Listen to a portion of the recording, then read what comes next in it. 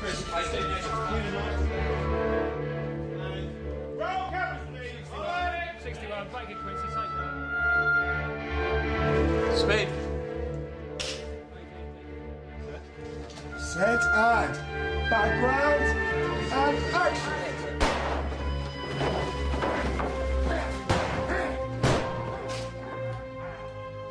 Cut. Nice. Cut there.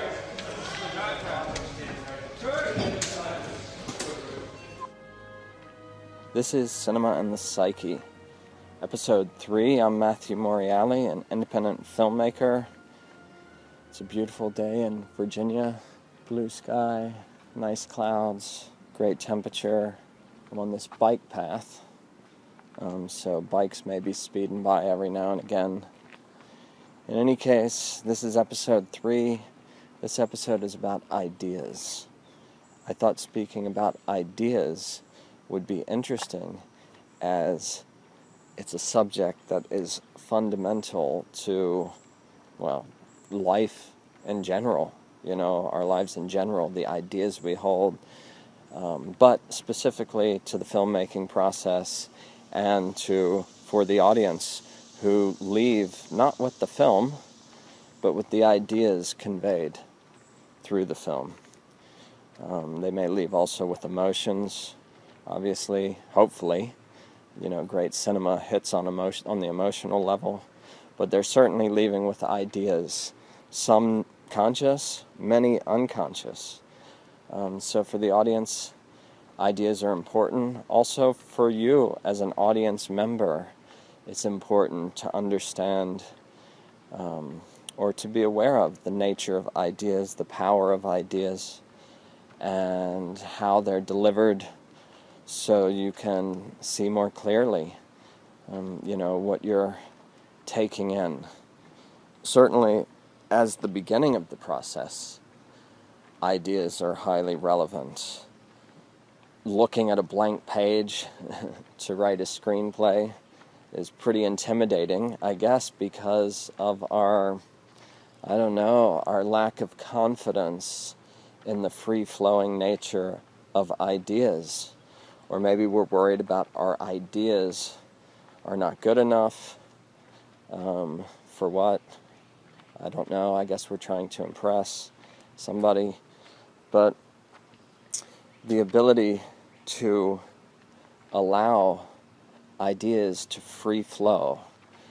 One thing I found in my own screenwriting, and I think it's a general idea probably among writers, I can't imagine another way to go about it, is that you simply have to not judge the ideas on your first draft as they come out. You simply have to write. I spent a long time editing my ideas during the first draft of whatever writing I'm doing, and it's impossible to move forward. I wouldn't consider myself, a career writer in the sense that it's not something I particularly enjoy doing. I do write my own screenplays because I'm interested in my ideas, and I don't find the ideas that I wish to work on creatively in too many other places, so I'm pretty much forced to write my own screenplays. But it's a great space to be in, to figure out how to get into the and cultivate that free-flowing of ideas, a space that you get into. You simply have to lower your, analytical, rational, logical mind, and you just open up to some other type of way of thinking, and you just let things come. And when you get into that space, often you're delighted by, when things are going well, you're delighted by what comes. It's a surprise. And if you are primed for it, which I'm going to discuss later a little bit soon here, when you're primed for it and you are immersed as a life habit, when you have habituated the immersion in a certain topic, to get into that free-flowing space is very satisfying. I think for a writer, or probably, I mean, this applies to any art form, what you really desire a certain quality, caliber, level of ideas to be coming forth. And I think one of the key aspects to increase your ability to bring forth quality ideas has to do with your diet of ideas, your idea diet. So I was thinking that pretty much in terms of the different aspects of the person, what you put in tends to be, to a large degree, what comes out. So if you have a junk food diet, the body is not going to respond with vibrant, dynamic strength. You know, junk food is going to make you feel the equivalent, and your body's going to respond with the equivalent nature of what you put into it. So that's just an example, but just briefly, I think diet is highly important for the creative person. I guess there's an idea that creative people the best creative people are people that are somehow suffering and abusing some form of intoxication or whatever. There's this kind of propaganda around. I think the best flowing of ideas and the best use of your artistic tools are going to come when you as an individual are functioning at your best. And therefore, health is vital, and that means diet as well. You know, I think life comes with enough hardships that as artists we don't need to, create extra ones for inspiration. I think we're all getting enough hardships in our day-to-day experience to take inspiration from. What we really want is honesty, I think, in artistic expression, and that seems like a hard task to achieve, to bring forth honest ideas from the depths of the psyche. So anyway, going back to diet, there is, on whatever level of the individual you're talking about, so if we're talking about thoughts or ideas, then what's highly relevant for the type of ideas that come out when we get in that free-flowing space are the types of ideas that we've been putting in. So in that sense, we really need to get control of the information we take in. Now, to get control over the information we're taking in, the ideas we're taking in, I think this requires a deeper analysis than most people have done. Certainly the people I come across are quite unaware of the flowing of ideas. They're unaware of the power of ideas. Probably being unaware of the power of ideas makes you complacent and think it's, this is not such an important topic. But ideas can hold, entire societies for millennia. Okay? And the idea doesn't even have to be legit. It just has to be emotionally backed. The idea can just be taught generationally. Pretty much, I mean, if your parents teach you an idea and it's reflected a little bit from the outside, that's pretty much a lifetime spent, taking that idea seriously. And taking that idea seriously also means perceiving reality through those lenses. So when we are seeing reality in a certain way, what we perceive to be opportunities, or basically everything is interpreted through those lenses, and therefore there's a large amount of information that we not only don't take seriously, but we don't even see because we're busy, set that only a certain paradigm is real, and so other paradigms sometimes we don't even perceive. A lot of times we don't even perceive it, to analyze it and choose, because we're set. So it's important to get control of, at the very least, begin to perceive the ideas we're taking in.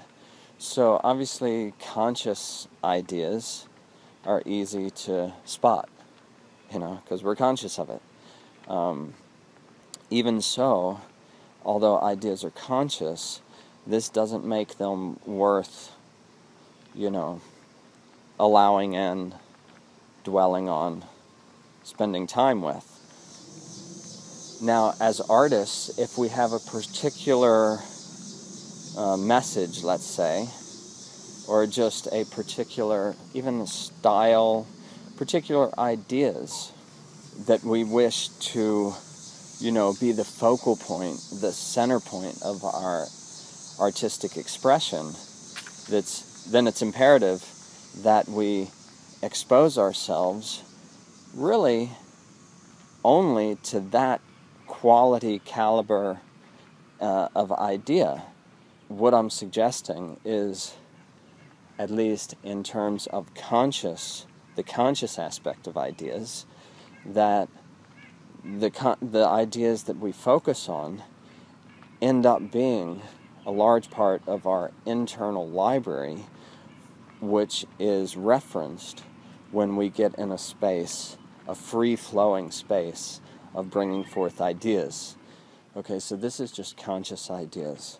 I think far more powerful and far more relevant and far more important to get to grips with are those ideas that are being conveyed directly to our subconscious, bypassing our, analytical mind, the ideas that we don't really see, actually. So there is marketing or commercials. The power of commercials really lie in the information, in the ideas that enter our subconscious without our conscious mind being aware of that process. You're already put in a little bit of a trance state because that's the power of looking at a screen, and you see that a certain brand of deodorant causes flocks of beautiful women to, be desiring you like mad. The unconscious mind is absorbing that information, and when you're in the aisle at the supermarket or whatever, when you reach for a certain brand, you're not thinking rationally. I mean, you'd be absurd if you did, that, this deodorant is going to make me so much more attractive to so many people. Nevertheless, you're convinced that this is the deodorant for you. Commercials are very much based on associating two ideas within your mind that wouldn't have been associated otherwise. So, being very attractive to deodorant. Okay, so they're associating these two ideas. In editing, the power, a big portion of the power of movies is associating two ideas that wouldn't have been associated before. The association of two ideas, really the synthesis of these two ideas is going to be happening largely unconscious, especially if you're looking at a screen in somewhat of a hypnotized state. So there is hardcore marketing and commercials that are depositing covert ideas into your subconscious. That's just one aspect. There is government propaganda or propaganda coming, from media. Not only commercials, but whole ideologies being propagated through our major institutions, associating ideas that simply wouldn't have been associated otherwise and don't need to correspond to the reality. So an institution can, connect themselves with ideas. I mean, Apple I loved that Apple commercial. The original, Think Different commercials, I think is what they were. So Apple previously in the past has associating themselves with great, great minds who were not associated with Apple, right? But they trigger whole idea sets within ourselves that are, very inspiring and enlightening and enlivening, and they attach Apple to it. Now, Apple, I like Apple. I use an Apple Mac, and I think it's a great computer.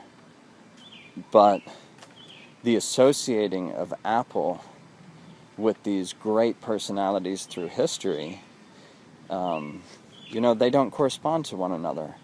But Apple's doing it, we're doing it. Okay, so a lot of this is happening unconsciously. So all I'm getting at really here is that if we care about the nature, the quality, the caliber, the power of ideas that we are going to be able to bring forth, then we have to. There is no alternative. We have to get complete control over the input of ideas, our diet of ideas. For example, in my own life, I don't watch TV. I don't like TV. The episodic nature of it, the episodic writing feels like manipulative type of writing. I don't like it in any case. The constant commercials. I mean, of course you can watch episodes now through Netflix, or maybe there's some channels that don't show commercials. I don't know, because I'm not interested. My diet is purely cinema. Okay, so that's a choice, and I have so many people telling me, oh, but television's so good now, there's so many great series. The fact is I don't want television as part of my internal reference library. When I do watch it, when I'm around family, sometimes as an analytical experiment, I'll sit down with them and watch a little TV. But in general, they do things on TV like put laugh tracks with the dialogue. Seriously. Or, every 2 seconds they're going to 15 commercials, I don't want to see a single commercial, or especially hear a single commercial, and I don't ever want to hear laugh tracks, and the quality of the dialogue is, I don't rate it at all. I understand some writers, a lot of actors, a lot of previous film-heavy actors are on TV. I think it's probably just because that's where the paycheck is and they've got a lifestyle to uphold.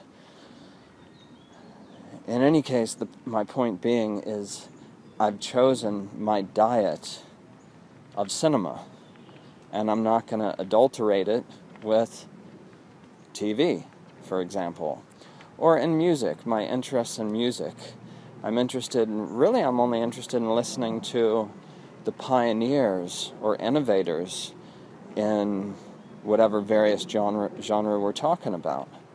So I want to be influenced by the ideas of innovators, and I simply don't listen. I don't want to listen to other stuff because I'm aware of how the consciousness can shift through exposure to ideas.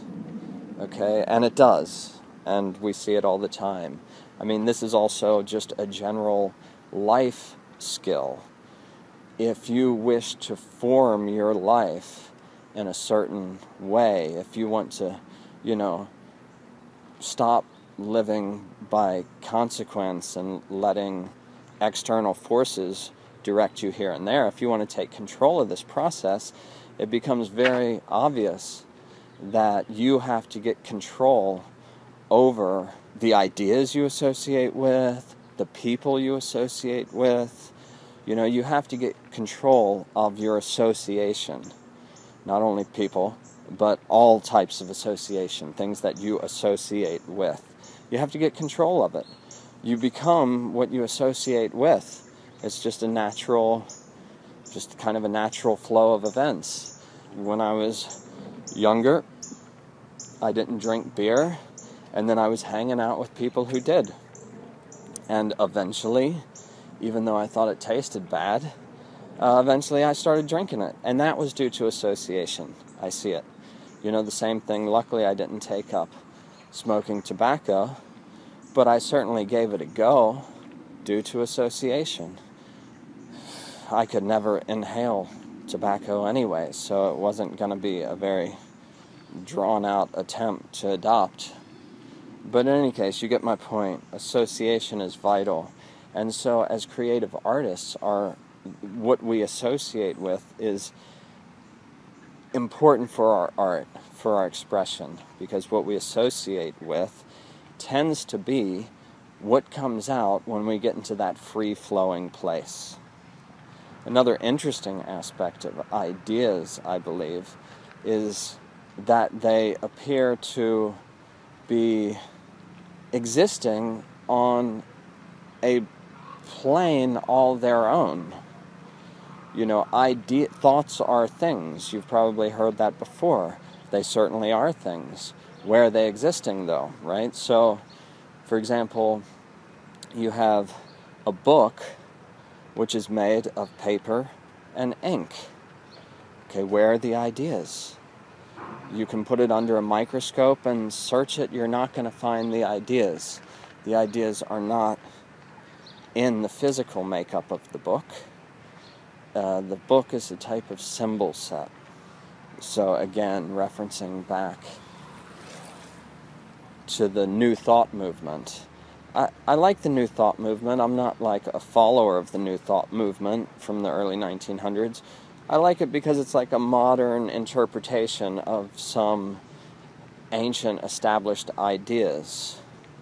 So, for example, I think I brought up the Bhagavad Gita in a previous podcast where it talks about the hard material body, which is all science today recognizes. They only recognize the hard material body, biology, chemistry. Everything has to be interpreted down to the brain and its interconnections, that can be studied empirically. Okay, but the Bhagavad Gita talks about a subtle body, where its major aspects are mind, intelligence, and a type of false identity. So Bhagavad Gita talks about this as being also material. So this is also a material energy, the mind, the intellect, this false identity we've placed over top of original consciousness. Like I showed in my Psyche podcast, the evidence backs it up. Okay, just because the whole world holds an idea doesn't make it right. So we really need to, as I mentioned in that podcast, back off from just following the herd of ideas and look at the evidence around us and make up our own minds. Okay, I went into that in that podcast, so if this is an issue for you, maybe just look at a reference or two that I put at the bottom of that podcast, or check that out. Okay, so I'm interested in the way the New Thought movement condensed these ancient ideas, and they talk about the thought world. You have Napoleon Hill, Think and Grow Rich. The idea that thoughts are things, powerful things. And in fact, pretty much everything around you, apart from nature, began as an idea. An idea. It wasn't in existence except as a thought. Action put behind that thought caused the manifestation of that thing.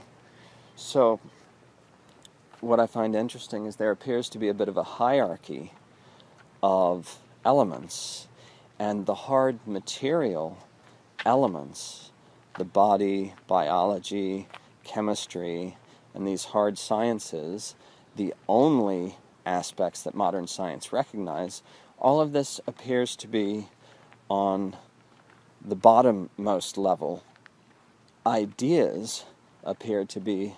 Thoughts and ideas appear to be of a more refined nature, and in fact a more powerful nature, because, as I said before, an idea can direct the course of an entire world society, certainly at this point, for hundreds of years. An idea, ideas. They can redirect this hard material energy largely at will, and so the power behind ideas seems to be more subtle. It's more difficult to work with ideas. This is, one of the reasons I'm doing the podcast, because it's an interesting aspect that is not obvious or easy to deal with, really.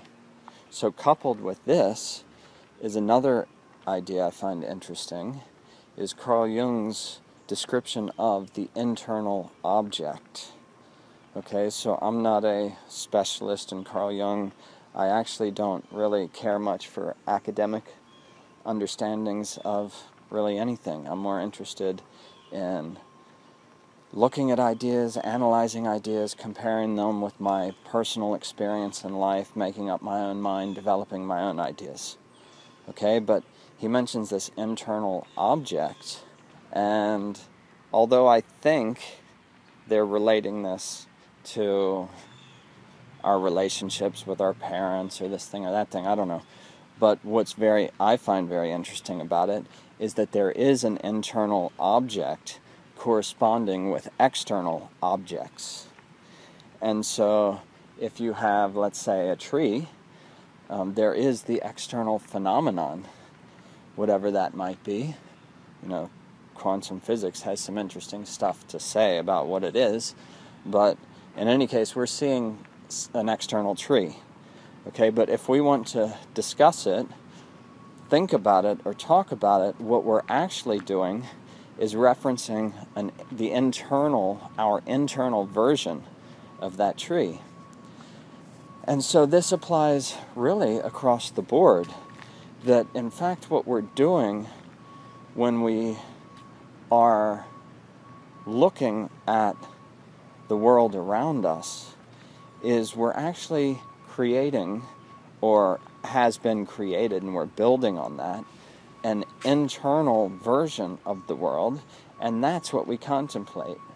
So in that sense, not only are my words symbols for ideas, just like I mentioned the book made of paper and ink, the same with my speaking to you. The ideas are separate from the words and the sound vibration conveying those ideas to you. So the words in the book, they're carriers of ideas. Okay, so when you take into account the internal object of Carl Jung's design, you see that in fact the entire manifestation around us is carrying ideas. They're carriers of ideas. So it's almost like a three-dimensional symbol set. Okay, so, and why this is so interesting and relevant is because we're in control of the internal ideas that are associated with the external phenomenon. So the external manifestation is not the meaning or the ideas corresponding to them. It's just a symbol set. Okay, so before I get too esoteric, I think I'll stop there for this episode. Thanks for listening. cinemaandthepsyche.com is the website. My email is matt, M-A-T-T, at cinemaandthepsyche.com. Be good to hear from you, criticisms, ideas, questions. We're on the iTunes store. Of course, it will benefit the podcast if anyone listening is enjoying it and writes a review. It would be good to get some interaction if you enjoy it. Thanks so much for joining me. I look forward to formulating the next episode, and till then.